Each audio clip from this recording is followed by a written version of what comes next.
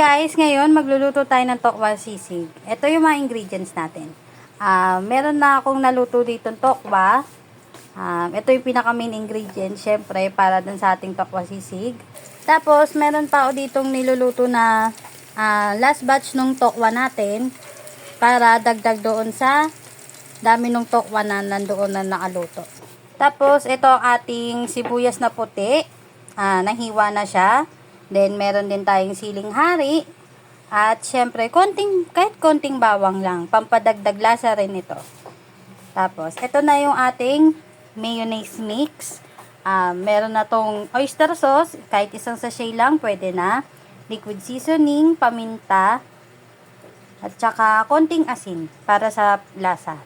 Ngayon, babalikan ko kayo pagka start na tayo ng ating pagluluto.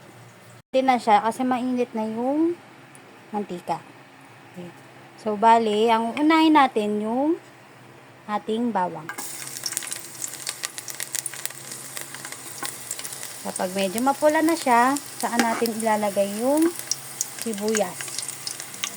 At isusunod na natin ang ating sibuyas. Langan.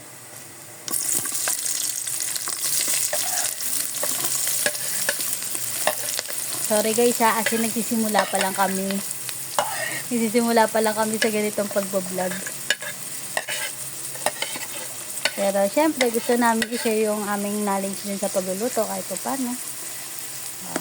Ayan, at gigisahin na natin yan hanggang sa maging parang translucent o parang transparent yung itsura nung sibuyas. Tsaka natin ilalagay yung ating siling hari.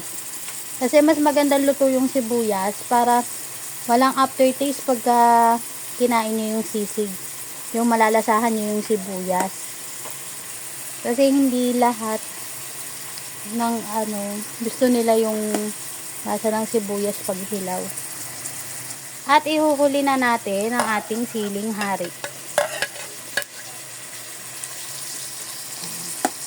Kapag alam natin luto sila, antayin lang natin sila maluto.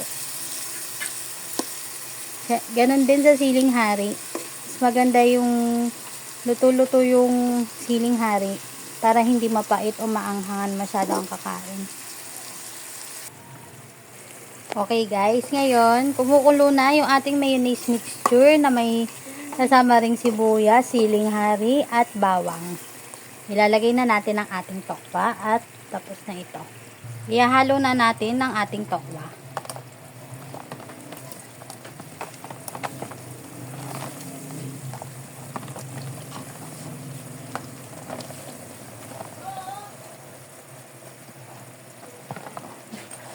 Dahan-dahan lang kasi baka malaglag.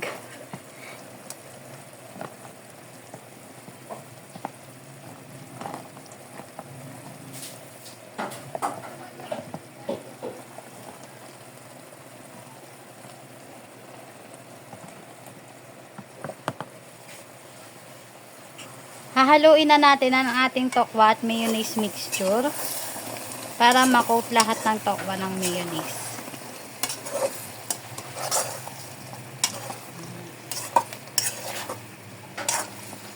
Haluin nyo lang maigi para lahat ng tokwa malagyan ng mayonnaise.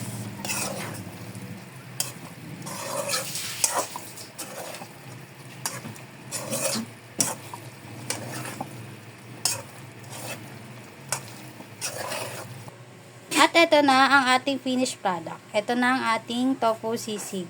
Pero yun nga lang, wala kaming sizzling plate. Maraming salamat po sa panonood.